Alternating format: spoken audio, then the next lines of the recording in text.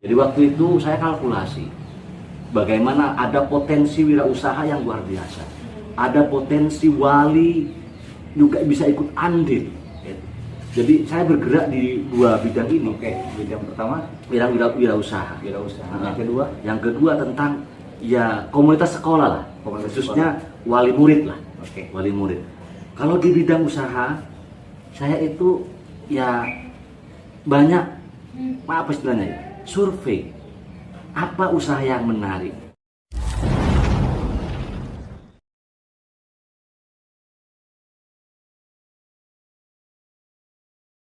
Pada kesempatan kali ini, ngobrol-ngobrol kali ini, saya pengen ngobrol dengan teman saya yang sekaligus sekarang jadi kepala sekolah di salah satu SMP di Bangkalan dan sekaligus juga mantu seorang kiai yang besar di Bangkalan. Itu nama pondok pesantrennya Pondok Pesantren As-Samadiyah dan menjadi kepala sekolah di Pondok Pesantren As-Samadiyah. Beliau juga yang saya tahu sukses atau bisa mensejahterakan pendidikan dan mensejahterakan guru dalam mengembangkan lembaga pendidikan di SMP As-Samadiyah dalam jangka waktu yang sesingkat-singkatnya, lebih cepat lah, nggak nyampe 1 tahun udah bisa mulai berkembang, baik pendidikan atau yang sejenisnya, pengelola ke sekolah. Beliau, siapa, perkenalkan dulu namanya. Assalamualaikum warahmatullahi wabarakatuh. Sebelumnya saya ucapkan terima kasih kepada Razen yang sudah memberikan kesempatan untuk bincang-bincang memikirkan bagaimana pendidikan ke depan di tengah gempuran zaman yang luar biasa. Nama saya Mansur Ahmad, LCMH. Kebetulan saya dari pesantren, lalu kuliah ke Timur Tengah, habis itu melanjutkan S2 di Jogja, dan kembali dan sekarang berkiprah di masyarakat, khususnya di Bangkalan.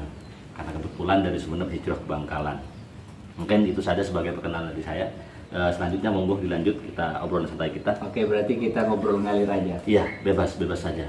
Nah, mungkin pertama yang saya tanyakan,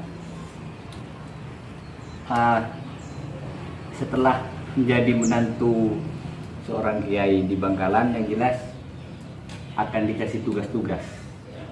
Iya. Tugas pertama itu apakah langsung mengelola sebuah sekolah SMP atau seperti apa? Sebenarnya perlu Atau awal mulanya mengelola SMP atau menjadi kepala SMP As-Samadiyah itu seperti apa? Sebenarnya agak berat ya kalau mau saya sampaikan, apalagi kami yang berangkat dari bawah tiba-tiba hijrah ke tempat ya golongan-golongan kiai, tantangannya begitu berat. Jadi memang harus punya keilmuan yang mapan. Ada hal lucu sebenarnya yang saya alami itu. Dari dulu yang saya takut mic, saya paling takut naik ke panggung dulu. Tiba-tiba panggung? Iya. Tiba-tiba nyampe ke Bangkalan, apa 3 hari atau pokoknya nggak nyampe seminggu, saya dikasih juga sudah ceramah. Aduh, ini sesuatu yang sangat luar biasa bagi saya itu. Ya, mentalnya, ya, betul. Mental. Ini makanya kenapa saya berharap santri-santri, siapapun nanti santri itu yang di pesantren harus memang punya multi talent. Artinya dimanapun dia ada dan diminta berkarya dimanapun dia harus siap. Ya akhirnya mau tidak mau ya saya diuntungkan, mungkin karena diuntungkan oleh level pendidikan saya yang dari pesantren dan disuruh ceramah, jadi bahan mentahnya sudah punya. Mulai hadisnya, ayatnya kan tinggal mengolah itu sebenarnya. Ya tinggal memperbaiki saja. Terus itu yang pertama ya, tugas yang begitu saya takutkan dulu itu benar-benar terjadi. Makanya kalau jadi Gus apa itu memang berat. Dia harus punya keilmuan yang mapan dan pengalaman yang luar biasa itu. Sehingga kalau nanti itu salah, maka masyarakat korbannya. Maka saya terus menggenjot ya, menempa diri lah. Ada beberapa waktu dari itu saya diberikan ya tanggung jawab mengelola SMP As-Samadiyah. Ini juga keluar sebenarnya dari apa yang saya inginkan. Saya orang yang tidak suka dengan aktivitas formal. apalagi yang bersinggungan dengan administrasi. Ini dari dulu, semenjak saya itu mondok pesantren sampai ke Mesir, ke Jogja, memang tidak pernah terbesit bagaimana saya harus menjadi guru. Jadi masuk jam 7, pulang jam 4 atau jam 2. Ini sampai bahkan saya diminta jadi dosen sekalipun saya tidak mau. Dan itu saya tolak. Kenapa? Karena saya lebih senang itu berwirausaha. Tapi ada hikmahnya juga sih. Ketika saya diminta menjadi kepala sekolah, ini saya terbayang langsung di Nasatul Muta'alimin Candi. Dulu saya juga pernah diminta di situ. Kendala utama itu keuangan. Jadi guru-guru itu berpikir ini tidak layak, sehingga bahasa-bahasa pengabdian itu ini muncul. Ya sudah, kita jangan berpikir ekonomi di sekolah. Tapi ketika saya terjun langsung itu di dunia pendidikan, khususnya di Nasatul Muta'alimin, ini menjadi gejolak luar biasa, sehingga saya dengan teman-teman Marugul itu membuat terobosan. Teman Marugul itu apa? Marugul itu Majelis Guru Gaul. Oh, berarti guru-guru muda ya? Iya, itu anggotanya ada sekitar 8 atau 9, dan itu sudah secara stata pendidikan udah bagus-bagus semua, udah ada S2, itu udah mapan semua. Ini yang membuat gerakan-gerakan perubahan, sehingga kami tidak menghilangkan substansi pengabdian kita di lembaga, tapi bagaimana juga kita berpikir guru itu harus layak. Itu sehingga kami waktu itu dengan saudara saya itu teman seperjuangan namanya Holis. Ini kita merintis usaha, bahkan Holis itu berkorban, kita mau ngambil uang ke bank itu dengan menggadaikan tokonya. Ini gerakan ini begitu luar biasa bagi saya itu. Dan ini dapat support luar biasa juga dari teman-teman Marugul. Cuma terkadang partner kerja kami itu yayasan, karena mungkin ya udah generasi old, jadi masih belum mampu ya membaca gerakan-gerakan yang kami tawarkan, sehingga kami hanya berjuang sendiri ya sudah.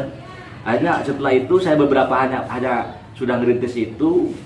Sebelum saya sukses sebenarnya di Nasatul Muta'alimin membangun kemandirian ekonomi sekolah itu, saya sudah harus hijrah ke Bangkalan. Nah ini cikal bakal itu. Berarti proses pembangunan di Nasatul Muta'alimin itu langkah awal sebenarnya. Iya, betul itu. Langkah awal saya dibawa ke SMP Ashomadiyah itu. Sehingga di SMP Ashomadiyah ada enaknya. Saya diberikan kebebasan itu oleh yayasan mengelola keuangan. Ini uang itu yayasan benar-benar dipasrahkan sepenuhnya ke SMP. Kemudian saya sebagai kepala sekolah, kasek. Jadi enak. Lah, ada 3 kompetensi yang perlu kita ketahui di menjadi kepala sekolah itu. Ada kompetensi manajerial yang dia bisa mengatur apa saja. Itu ada kompetensi supervisi. Di samping ini kita ngecek terus. Nah, saya dua-duanya itu tidak terlalu saya gubris. Saya lebih berpikir di kompetensi wirausaha. Nah, ini yang saya kelola sebenarnya, sehingga saya agak mampu keuangan SMP Ashomadiyah itu menyediakan guru. Jadi banyak semenjak saya beberapa 3 tahun kalau tidak saya sampai sekarang saya sudah banyak sekali saldonya kami itu. Dan ini benar-benar wirausaha saya muncul. Kenapa saya sederhana berpikirnya? Kalau saya tidak mampu menyediakan guru, maka manajerial supervisi ini tidak bisa dilakukan dengan baik. Contoh sederhana misalnya, guru itu kan punya keluarga. Keluarga itu butuh yang namanya biaya hidup. Ketika ini berbenturan antara kepentingan sekolah, misalnya dengan kepentingan biaya hidup, ini pasti mengalah ini. Jadi betul. Iya. Itu. Sehingga guru-guru ketika kamu kemana tidak masuk, mohon maaf, ini ada. Nah, ketika itu ada kepentingan ekonomi, pasti sekolah yang dikalahkan. Maka kalau kita mampu memberikan fee yang layak sama guru, terutama di swasta, itu kita bisa itu manajerial bisa kita jalankan, supervisi kita. Kenapa? Karena kita bisa memberikan guru. Kalau mohon maaf, kalau misalnya guru belum digaji dengan layak, ketika mereka sering tidak masuk ditanya, kamu semua saya berhentikan.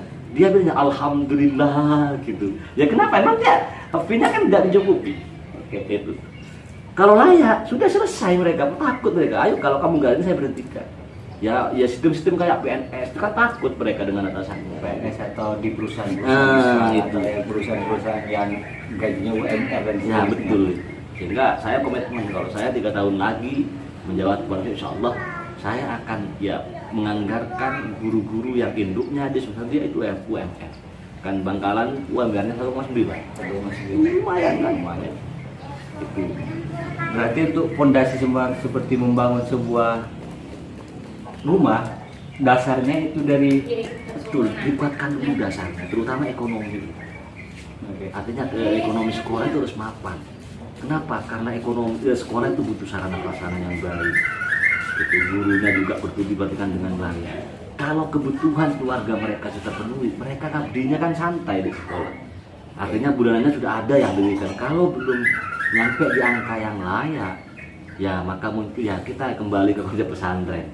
Ya kita ngabdi, dapat barokah, ya dari guru yang enggak salah juga sebenarnya itu. Cuma kan kita perlu merubah mindset ya bagaimana kita mengabdi itu. Oke lah, ngajarnya tidak perlu kita bayar. Kenapa? Karena kita mengabdi. Tapi yang perlu kita perhatikan waktu yang diluangkan itu. Nah, saya pernah dengar dari mungkin kalau nggak salah Habib Hussein itu ngomong seperti ini. Orang seperti kiai atau guru ataupun guru sekolah dan sejenisnya itu sebenarnya yang dibayar bukan ilmunya. Nah, saya setuju itu. Tapi adalah waktu luangnya dia ke situ. Tapi kalau cuma ilmunya yang dibayar, itu tidak cukup bayaran segitu. Nggak cukup. Semahal-mahal apapun nggak cukup. Sayyidina Ali kan sudah mengatakan. Dan yang dibayar itu sebenarnya waktu luang itu. Jadi kalau cuma ceramah, yang dibayar waktu ceramah dari jam segini sampai jam segini itu waktunya yang dibayar. Iya, jangan sampai keilmuannya. Makanya kalau keilmuannya yang dibayar kita tidak mampu. Karena ya ilmu itu harganya mahal sekali. Bahkan selevel sahabat, Sayyidina Ali itu pernah berkata, ya kalau ada yang ya kalau tidak salah begini. Kalau misalnya ada orang mengajarkan saya walau kana biharfin, maka saya siap menjadi hambanya. Jadi dari saking besarnya ilmu itu, Sayyidina Ali mengatakan sehuruf saja yang mengajar saya siap menjadi hambanya, menjadi budaknya lah. Jadi muridnya. Nah, begitu. Makanya kalau kita mau bayar keilmuannya, aduh nggak mungkin kita itu. Maka yaitu yang kita tawarkan adalah bagaimana kita memperhatikan waktu seorang guru, waktu seorang ustadz yang diluangkan untuk mendidik anak-anak itu yang harus kita yang dibayar lah. Itu bukan ilmu. Sekarang cara pengelolaan atau cara membangun dasarnya itu seperti apa? Mungkin orang itu mungkin mayoritas paham dengan itu, tetapi cara mengelola dasarnya atau cara pengelola itu mungkin orang masih kebingungan, sehingga betul. Orang kebingungan di situ dan tetap stagnan di seperti itu. Akhirnya kalau ada kepentingan uang yang lain yang mendesak akan meninggalkan sekolah. Betul itu. Oke, gimana cara membangunnya itu? Saya itu menggunakan analis SWOT itu. Yang saya sampaikan dari awal itu, saya berangkat dari Mas Abdul Muthalib di Candi. Itu pengalaman luar biasa, nyampe ke sana saya terapkan. Saya analisa kenapa? Karena membangun fondasi itu tidak bisa sendirian. Paham. Ini harus elemen-elemen itu, beberapa elemen harus saling mensupport, saling mendukung. Jadi waktu itu saya kalkulasi bagaimana ada potensi wirausaha yang luar biasa, ada potensi wali juga bisa ikut andil. Jadi saya bergerak di dua bidang ini. Oke, bidang pertama bidang wirausaha. Yang kedua tentang ya komunitas sekolah lah, khususnya wali murid lah. Oke. Wali murid. Kalau di bidang usaha, saya itu ya banyak apa istilahnya ya, survei. Apa usaha yang menarik? Kira-kira ada nggak wali murid yang punya potensi itu? Kalau ada saya datangin. Kita menawarkan kerjasama, kita yang modalin, yang penting sekolah juga dapat fee. Contohnya seperti apa? Ada misalnya wali murid kami itu yang punya mebel. Oke. Dia pasti keluhannya masalah keuangan, maklum kan di desa. Oke. Nah, tapi pasarnya tinggi, sehingga kita datang mengajukan kerjasama. Nah, kerjasama dengan bagi hasil modal dari kami. Mereka di samping ya saya menawarkan konsep ini sebenarnya sih berbagi. Dia dapat fee, dia juga dapat pahala. Kenapa? Karena bantu pendidikan. Itu yang saya lakukan. Ada juga misalnya berarti penawarannya itu adalah bagi hasil, dapat uang dan juga dapat pahala. Ada dua penawaran. Iya. Oke. Sehingga kan ini menarik. Kita tidak hanya berpikir bagaimana misalnya dunia ya sentris lah. Oke. Tapi juga kita ya dunia kita pikirkan akhirat harus ikut include itu. Innamal a'malu binniyat. Ya. Sebagaimana masuk di pesantren itu, kita kan lihat yang dihitung. Banyak. Itu sebenarnya tidak hanya di situ, itu salah satu contoh saja. Dan kebetulan saya juga memang dari nol suka berwirausaha. Saya kan banyak sekali usaha-usaha yang saya garap dari dulu. Ada peternakan bebek, ada petelur, ada toko kelontong. Nah ini, ya dana bos itu sama kita kan memang ada alokasi untuk wirausaha. Karena manajernya itu yang saya lakukan itu. Sehingga alhamdulillah sekarang itu sudah banyak sekali. Maksudnya dalam dana bos itu ada uang yang emang harus ada digunakan untuk wirausaha. Iya. Oh, dana itu yang dimanfaatkan. Iya, dia dimanfaatkan. Kenapa? Karena kan orang berbisnis itu satu kendala utamanya itu di samping modal, tapi pola pikir. Oke. Kadang banyak kita misalnya kayak saya, ada teman saya misalnya, dia tidak punya mindset entrepreneur. Mau dikasih uang 100 juta dan dia bingung. Makanya kenapa kepala sekolah itu harus ada kompetensi ya wirausaha di situ sebenarnya manfaatnya. Kalau memang kepala sekolah itu tegas di bidang itu, insya Allah bisa kok. Ya bisa sekali. Kenapa? Karena saya sudah membuktikan. Saya itu berapa gaji yang saya letakkan ke guru itu tiap bulan, operasionalnya semuanya. Artinya kalau kita berpikir hanya bos, ini benar-benar kolek. Itu. Yang kedua, saya kan menggunakan kemampuan ya komunitas sekolah, khususnya wali santri. Wali santri saya undang, diajak berpikir sekolah. Oke. Gitu. Menarik. Memang itu harus ya itu makanya ya, ini soal kompetensi. Gimana itu? Cara mengikut sertakan wali santri dalam urusan sekolah. Yang saya lihat rata-rata itu wali santri hubungan emosionalnya dengan sekolah itu kurang. Iya, kurang. Cuman santri aja, murid aja yang emosional, tapi kalau wali santri itu kurang.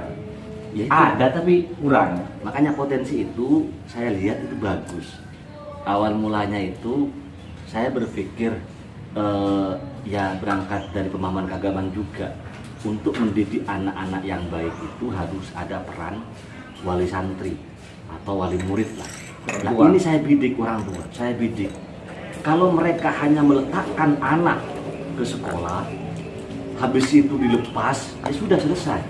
Mereka tidak punya feedback apa-apa kan. Kalau nanti ya mereka tidak tahu apa-apa ya sudah tiba-tiba tahunya lulus. Saya tidak, saya anggap itu orang tua itu potensi untuk bersama-sama membangun sekolah. Jadi waktu itu saya kumpulkan semua orang tua itu di aula. Saya closing tentang bagaimana liyunfik du sa'atin min sa'atih. Saya minta orang tua itu menginfakkan waktu dan kemampuan yang ada sesuai dengan kemampuannya. Lalu waktu itu saya tawarkan itu gerakan sedekah subuh. Kayak gerakan sedekah subuh seperti apa itu? Kenapa? Karena salah satu syarat itu doa yang begitu luar biasa di waktu subuh. Doa yang begitu mustajab itu ada di waktu subuh. Saya tawarkan ke wali murid itu bahwa saya minta tolong jenengan sedekah itu yang peruntukannya jelas. Oke. Saya berikan koin, kaleng. Saya berikan kaleng, itu sudah saya berikan nama gerakan sedekah subuh.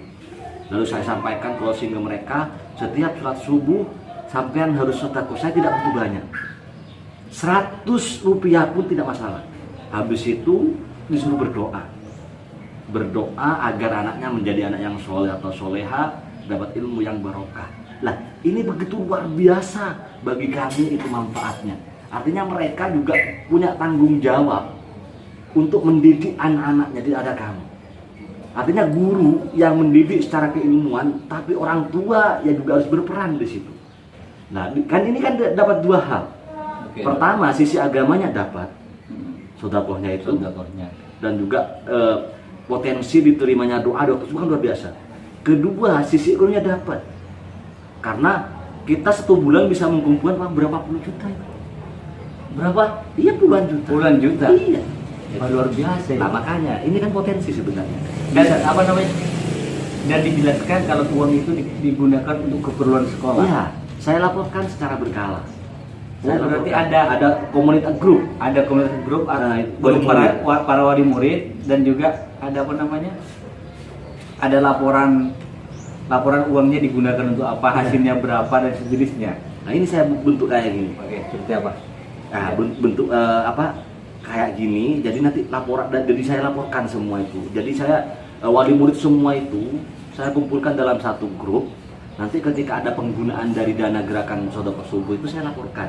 Uangnya sekian untuk perbaikan ini, uangnya sekian untuk pembelian ini, saya laporkan. Uang sekian untuk membayar guru. Iya. Jadi kan saya punya tanggung jawab moral untuk melaporkan keuangan itu, dan itu saya pisah uang itu. Saya letakkan di BMT, dan itu tidak bisa campur dengan dana bos atau dana lainnya. Jadi saya benar-benar, karena ini saya sampaikan bahwasanya hasil dari gerakan Sodako Subuh itu utama digunakan untuk perbaikan sarana prasarana untuk beasiswa santri atau siswa yang tidak mampu atau fakir miskin.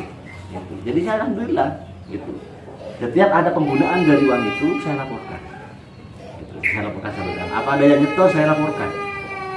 Dan alhamdulillah sekarang sudah banyak sekali. Saya mohon maaf tidak bisa menyebut angka. Oke. Nah gini, apa namanya? Berarti setiap wali santri itu mempunyai satu kaleng. Iya. Satu kaleng. Terus penyetorannya wali santri itu biasanya setiap apa? Kalau Setiap saya- satu bulan kalau sekali, saya- setiap minggu, atau setiap 2 bulan sekali, atau setiap awal bulan, di akhir bulan, atau gimana? Kalau sama saya, pola pesannya saya agak fleksibel karena kami basisnya pesantren. Jadi mereka ketika mau ngirim saja, ketika ngirim saya suruh bawa. Gitu. Ketika dia ngirim ke pondok, ngirim anaknya, apakah dia sebulan sekali atau seminggu sekali atau bebas. Gitu, fleksibel. Laporannya di grup itu setiap apa? Kan nggak mungkin setiap ada yang ngasih langsung laporan di grup, atau setiap bulan. Kalau saya itu setiap minggu ada yang nyetor saya laporkan di grup. Setiap ada yang nyetor saya laporkan. Tapi biasanya kan setengah bulan sekali. Itu. Jadi setiap ada uang yang masuk saya laporkan. Berapapun itu. Iya. Kenapa? Karena saya punya 4 grup yang khusus wali itu. Pertama ya grup semuanya itu semua wali murid dari kelas 1 sampai kelas 3 masuk. Oke. Yang kedua grup wali kelas. Ini hanya khusus, misalnya wali kelas 1, wali kelas 2, wali kelas 3 itu saja isinya. Oh gini, ada pembagian grup lah. Grup semua kelas SMP sama dia. Iya. Terus grup wali kelas SMP sama dia Iya. kelas 1, kelas 2, kelas 3. Iya. Yang satunya Yang satunya yaitu tadi grup khusus itu untuk guru. Jadi semua ada istilahnya, kalau bahasanya kami di grup itu adalah seksi apa nih, lupa juga saya namanya. seksi konsumsi. Enggak, ini si kom dan wakil gitu. Jadi Apa kepanjangannya? ya ini saya juga bahkan nggak tahu juga ini. Ini kerjanya Bu Resti, itu asisten saya itu. Ya. Kayaknya itu dah. Ini orang-orang penting di sini biasanya itu yang ada yang struktural. Jadi guru-guru yang masuk di struktural kepengurusan kayak wakakurikulum. Antar di grup itu tidak semua guru berarti. Tidak. Jadi kita artinya ide-ide itu saya bangun di situ, digodok dulu di grup penting itu, lalu kita lontarkan ke forum. Jadi enak. Grup guru juga berarti ada 2. Ada 2 grup guru secara umum, Khusus. namanya SMP Aswamadiyah itu Ah. semua itu ada di sini. Yang kedua grup guru Struktural. khusus. Iya, yang khusus itu biasanya yang struktural. Yang struktural. Iya, bukan tidak semua guru masuk di situ. Jadi yang semua wakil kepala sekolah, iya, sekretaris kurikulum, iya. TO, Itu yang khusus itu. Kenapa? Karena ide-ide itu dalam pemahaman saya sebelum dilontarkan ke forum umum ya harus clear dulu di struktural itu, sehingga kita kan enak mengelolanya. Itu. Jadi pokoknya kalau ya sederhana saya, kepala sekolah itu selama punya keberanian untuk melangkah bisa. Oke. Kan kadang kita tidak punya keberanian, terutama ya ada juga sih kendalanya. Kendala mungkin yang utama ada beberapa sekolah-sekolah swasta itu kan yang keuangan masih ikut di bawah yayasan. Oke. Ini memang susah karena saya juga pernah mengalami itu. Gitu. Ya, tetapi kembali lagi sampai di mana kompetensi wirausaha kita itu muncul. Itu makanya harapan saya itu KS itu lebih bergerak di bidang situ. Kenapa? Ketika fondasi ekonomi mapan, kita mau mengadakan apapun, program apapun itu bisa berjalan dengan baik. Gitu ya. itu. Tadi kan poinnya ada dua, wirausaha dan pengadaan dana subuh itu. Gerakan Gerakan subuh sodako subuh. itu. Nah, kalau sunnah untuk guru nih, sekarang dari Iya, guru, iya. tadi kan dasarnya udah Iya. caranya seperti itu. Dalam guru untuk memaksimalkan guru itu ngajar dan memaksimalkan guru untuk bagaimana mendidik anak santrinya atau muridnya itu dengan baik. Apakah ada pertemuan rutin guru atau 1 bulan sekali, 2 bulan sekali, evaluasi guru lah? Ada itu kalau di saya. Evaluasi guru secara umum, karena seumpama kepengurusan kan udah ada grupnya tadi. Iya. Bisa kapan saja, Mm-mm. bisa 1 minggu sekali. Iya. Nah, kalau untuk guru secara umum, Ada itu tiap 3 bulan sekali. Ini ya sebenarnya saya kan masih tahap belajar sih. Tahap belajar artinya saya tidak benar-benar belum mampu mengelola sekolah dengan baik. Cuma itu mulai dilakukan evaluasi itu per 3 bulan. Saya tuh kalkulasi. Bahkan ketika misalnya ada guru-guru yang alfanya itu banyak, sama saya langsung dipanggil. Itu. Bahkan saya pernah itu memberhentikan guru keluarga. guru keluar. Iya, kenapa? Ya karena kepala sekolah harus tegas. Oke. Ada keluarga yang tidak rajin, saya panggil, sebenarnya nggak diberhentikan sih sama saya, cuma pilihannya waktu itu ya sepupu, masih family. Saya bilang ke guru itu, Mbak, sekarang ini saya itu ngomong bukan atas nama saudara, tapi saya ngomong sebagai kepala sekolah yang diberikan amanah oleh yayasan untuk mengelola. Ini loh Mbak datanya, sampean tidak pernah masuk, 2 orang itu. Bedanya cuma 1, 2 bedanya. Sampean mau ngajar rajin atau berhenti. Yang 1 milih berhenti, yang 1 milih rajin. Dan itu Berhasil itu. Ya kayak itu. Jadi saya berani memberhentikan guru itu karena saya berpikir guru sudah saya berikan V yang agak layak, meskipun tidak agak layak itu. Saya belum bisa mengatakan layak. Kenapa? Karena layak dalam pandangan saya itu harus UMR. UMR, oke. Itu. Karena anggap kita mengikuti sistem pemerintahan, pemerintah menggaji UMR karena layak di daerah itu. Iya betul itu. Saya belum yang di angka situ, tapi dibandingkan, mohon maaf sekali lagi mohon maaf, ya dalam pandangan kami sudah memberikan fee yang ya di atas rata-rata lah untuk sesama swastanya itu. Tapi itu belum sukses ya. Oke, Kita masih iya. berinovasi. Itu Terus itu. yang jelas kita terus berkembang lebih baik lagi. Ya, ayo. Sebenarnya kita butuh komunitas juga itu sih. Komunitas yang ide dan visinya sama. Itu. Makanya kalau di Nasatul Muta'alimin ada Marubul, itu luar biasa sumbangsi pemikiran ide-idenya itu. Marubul di Asomadi ada nggak? Nggak ada itu. Nggak ada Marubul Nggak ada. Asomadi ya. Itu majelis guru gaul yang memang agak muda, keren-keren, idenya cemerlang. Cuma kadang kita berbenturan dengan yayasan yang belum mampu ya membaca pemikiran kita dengan baik gitu. Bahkan kita kadang kelas dengan yayasan itu. Tapi semangat Marubul saya bawa ke sama dia itu. Di Marubul keren-keren loh, Razen. Ada yang dari, pokoknya secara pendidikan mereka sudah rata S2 semua minimal itu. Jadi berarti apa namanya? Sumber daya manusianya itu bagus-bagus. Iya di Marubul gitu. Kalau lelet nggak masuk ke Marubul. Jadi harus diorder dulu, masuk ke Marubul diorder. Harus opak, ospek. Iya. Pokoknya keren, Marugul itu saya keren tuh, ide-idenya saya keren. Saya setuju sekali. Ketika kita juga artinya ada ide-ide dari yayasan yang tidak logis untuk dilaksanakan, kita berani mengkritik. Bahkan pernah kami itu beberapa kali suan langsung ke yayasan menyampaikan ide-ide itu. Dan alhamdulillah waktu itu Pak Ruhan, saya sebut nama nggak apa-apa, Pak Ruhan itu bagus sekali. Dia begitu responsif terhadap ide-ide yang kami bangun. Ya cuma yang lainnya itu masih belum. Gitu. Nah, ini kan tadi pembayaran gurunya itu layak. Itu tugas gurunya berapa hari sekali atau setiap hari atau 1 minggu 1 kali?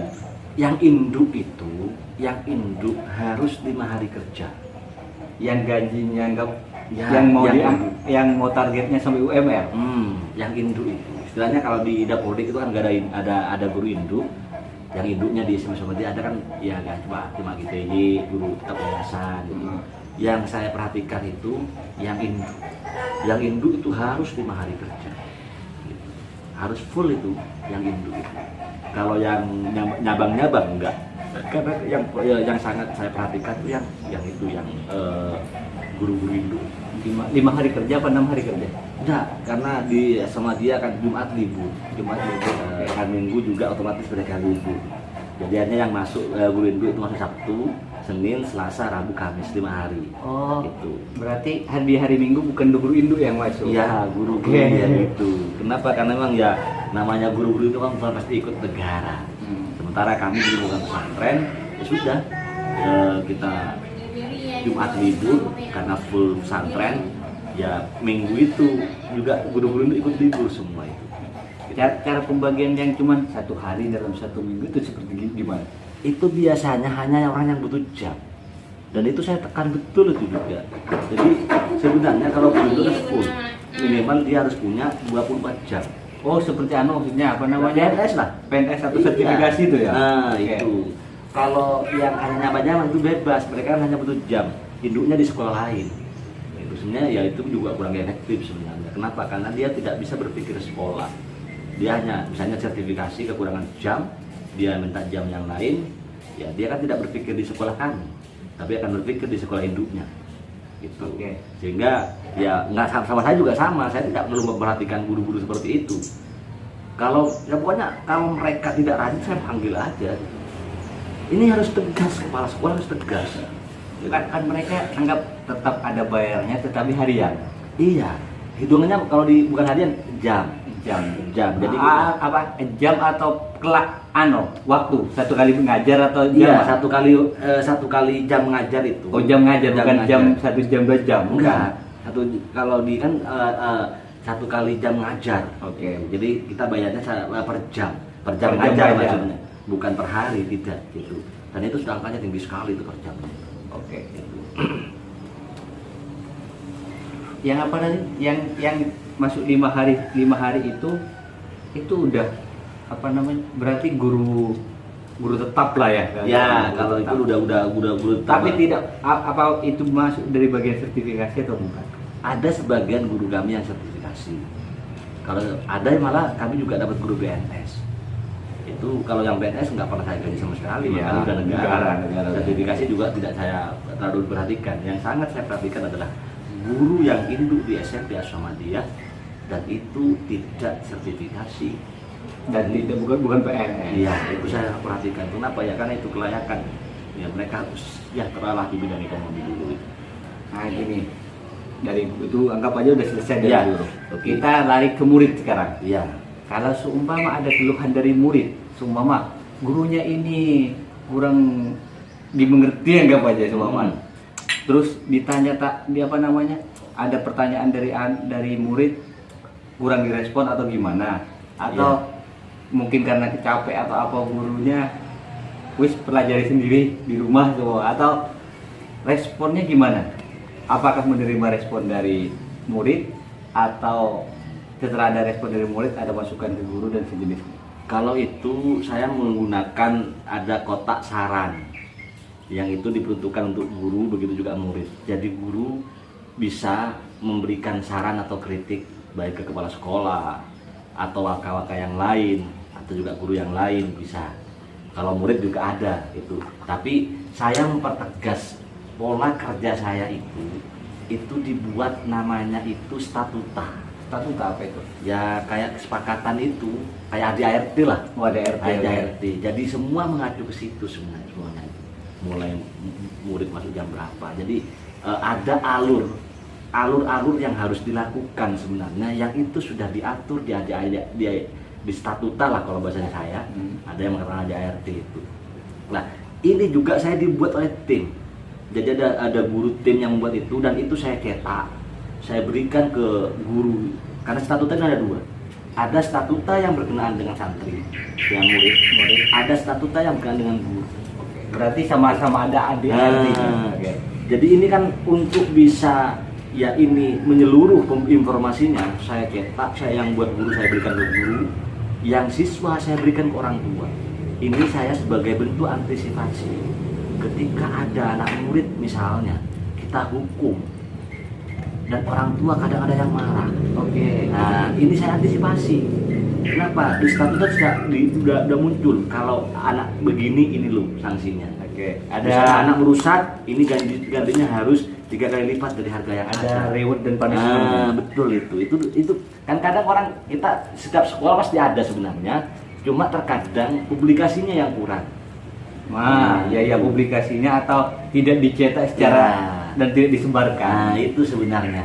Kalau ya ini mungkin juga bagian-bagian dari ide-ide yang saya serap dari beberapa pertemuan dengan kawan-kawan, diskusi online ataupun juga santai-santai ngopi kayak gini gitu. Jadi saya sebenarnya masih terus berinovasi. Tapi jujur, saya pribadi tidak senang menjadi kepala sekolah. Kenapa? Ya jiwa saya bukan di situ. Jiwa saya adalah wirausaha. Itu karena sebelum jadi kepala sekolah kan saya sudah merintis beberapa usaha. Gitu. Nah, berarti masukan dari murid atau siswa itu diterima nggak? Diterima lah dengan baik. Itu kalau ada saran itu pasti nanti langsung ke KS. KS itu kalau bahasanya di Bangka itu KS, kepala sekolah. Apakah ada kotak kritik atau ada? Makanya di depan pintu masuk saya itu ada kotak saran. Di kantor guru lah ya? Iya, ada kotak saran. Kalau yang santri itu biasanya melalui wali kelas. Itu tidak ada kotaknya kalau buat santri, tapi biasanya itu menyampaikannya lewat wali kelas. Itu yang masyhur. Tapi ketika guru sama guru atau guru memberikan informasi kritik itu bisa saran gitu. Dan itu saya menjadi senang gitu sebenarnya dengan adanya itu. Artinya apa? Biar bisa mengoreksi saya. Apa kebijakan-kebijakan yang saya lakukan itu bisa dikoreksi. Kenapa? Karena saya tidak bisa itu ya sempurna dengan sendirinya, tapi harus butuh sumbangsi ide dari kawan-kawan guru, baik yang struktural ataupun non struktural. Gitu. Nah, terus kalau evaluasi guru tentang murid maksudnya gini, seumpama ada murid yang susah paham lah, atau terus murid-murid atau siswa cara mengatasikan ada gini, ada evaluasi tentang cara untuk bikin murid nyaman nggak? Contohnya gini, kalau saya dulu kan pernah ada di English Cafe. Iya. Ada English Cafe. Jadi yang saya tahu di English Cafe itu pola mengajarnya gimana caranya. Di English Cafe itu tutor atau miss itu dibilang chef. Karena modelnya cafe, konsepnya cafe. Iya. Nah, dimana para chef itu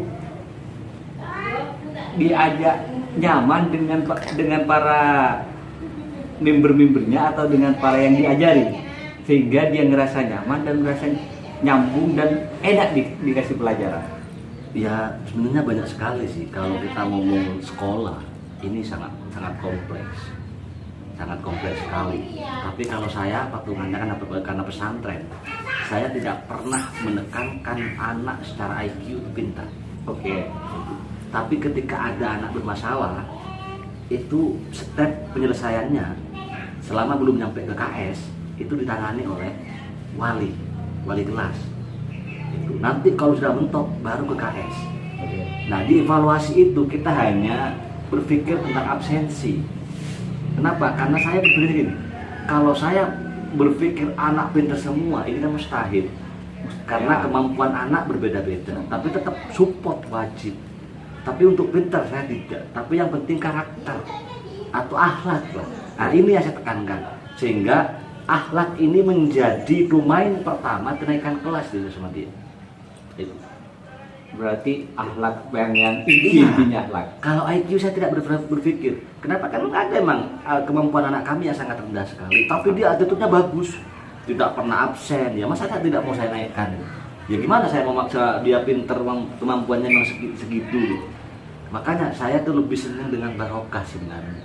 Jadi ketika anak dia takdim ke gurunya, akhlaknya baik, bertanggung jawab, ini kemungkinan mendapatkan barokah ada di angka 99. Banyak contohnya itu, banyak contoh-contoh yang terjadi. Teman-teman kami juga sangat banyak lah. Angkatan saya misalnya, yang kemampuan IQ-nya di bawah rata-rata, tapi ketika pulang ke masyarakat dia jadi tokoh, dia mampu mengayomi. Dan mohon maaf juga sekali sampaikan, banyak juga teman-teman kami yang secara IQ dia mapan, tapi akhlaknya kurang baik, pulang ke masyarakat dia bukan malah menjadi ya pengayom masyarakat, tapi nambah ruwet masyarakat. gitu. Maksud saya gini, evaluasi guru untuk penyampaian ada evaluasi guru untuk penyampaian ke siswa nggak? Itu maksudku. Itu ada, itu sudah wajib itu namanya supervisi. Itu memang kewajiban kepala sekolah. Kan mungkin gini, itu. Ada guru-guru yang anggap aja baru lulus Iya, kelas graduate lah. Tiba jadi guru, kan mereka bingung mau ngajar seperti apa, cara mendidik santri seperti apa. Terus mungkin kalau dia backgroundnya pendidikan, kalau yang saya tahu teman-teman pendidikan itu, teman-teman saya yang kuliah di pendidikan itu rata-rata kalau seumpama pendidikan bahasa Arab itu tidak dia pelajari bahasa Arab, tapi dipelajari bagaimana cara mengajar bahasa Arab. Tetapi kalau di luar itu semua cuma bahasa Arab, mereka kan tidak punya background itu. Ya sekarang itu istilahnya ada asesmen. Asesmen itu tidak hanya untuk guru sebenarnya, tapi sekolah secara keseluruhan. Bahkan nanti menjadi super mutu pendidikan itu. Jadi tinggal mereka jawab, misalnya si A, apakah ngajarnya baik? Iya, nilainya sekian. Oh, itu berarti ada evaluasi di murid. Iya. Mungkin kalau seumpama saya waktu kuliah dulu ada kuesioner untuk mahasiswa lah. Betul. Itu penilaian ke guru gimana, pengajarnya gimana. Makanya di awal tahun itu saya betul-betul menekankan kepada kurikulum untuk terus membuat inovasi-inovasi bagaimana mengupgrade skill guru. Saya tidak berpikir saya, tapi saya tekan gitu. Dia namanya kepala sekolah sih. Bebas. Jangan yang jalan. Jangan pakai masalah kepala sekolah tidak bersalah. Jika kepala sekolah salah. Iya makanya. Ya itu saya kan bilang, kamu harus buat ini. Guru misalnya, dia butuh pembelajaran praktek. Ayo kita datangkan. Pokoknya sederhana satu. Saya menggelontorkan dana berapapun selama itu untuk sekolah. Bahkan mohon maaf ketika misalnya keuangan min, pernah kita min, saya ngutang gitu. Itu saya lakukan. Kenapa yang obrolan ketika ekonomi sekolah tidak mapan, ini semua program amburadul. Ya, itu kan kembali lagi ke dasar tadi. Iya, ketika dasarnya nggak bagus, maka bangunan bisa jadi ambruk ke bawah. Itu saya lakukan. Jadi kalau udah ekonomi mapan, sampai yang itu gampang jadi kepala sekolah. Tinggal nyuruh kepala sekolah itu. Gitu nih lagi. Itu tugas-tugas itu ada pembagian tugas atau jangan-jangan kepala sekolah semua? Ada. Kenapa? Kan makanya tadi ada tim struktural itu. Oh, yang grup guru yang satunya. Maka kurikulum apa sih tugasnya itu sudah dibuat di awal itu. Saya hanya evaluasi. Itu misalnya bulan pertama, apa yang mau saya evaluasi? Itu pokoknya gampang lah, jadi kepala sekolah gampang. Pertama harus fondasi ekonomi mapan, kedua harus tegas. Itu selesai, manajernya kayak gitu. Semuanya nyamuk tinggal rokokan, duduk santai. Itulah. Tidak usah bingung sampean itu jadi kepala sekolah. Kepala sekolah. Habis juga ternyata kasihkan ngobrol itu. Ya itulah. Ya mungkin sampai sini ya. Iya, itu sharing yang bisa saya lakukan. Ya pokoknya pesan saya itu pertama kepala sekolah itu harus mapan di bidang manajerialnya dan wajib tegas. Kedua harus mapan di pola pikir entrepreneur. Dia harus benar-benar mengejar bagaimana mengembangkan keuangan sekolah. Ini banyak potensinya luar biasa itu. Ya, yang ketiga itu banyak lah merekrut orang-orang yang potensial, yang dia tidak harus ngajar, tapi ide-idenya. Kalau di sini saya kan ada Marugul. Tapi kayaknya Marugul itu penting dan itu perlu dikembangkan. Kenapa? Karena itu kalau bahasa saya Marugul itu tim siluman. Karena ini yang menggodok. Masuk juga misalnya ada kebijakan yayasan yang tidak keluar lah, up to date, yang offset lah. Marugul. Makanya ini tim siluman menurut saya. Jadi perlu mengkloning ini. Sekolah-sekolah itu harus punya tim Marugul. Makanya kami Marugul itu jadikan majelis guru gaul gitu. Ya mungkin itu yang bisa ini nanti kita bisa sharing-sharing lagi. Semoga bermanfaat. Mungkin itu dari saya, kurang lebihnya mohon maaf. Saya kembali dengan. Terima kasih. Mungkin obrolan kita sampai di sini. Sampai ketemu lagi.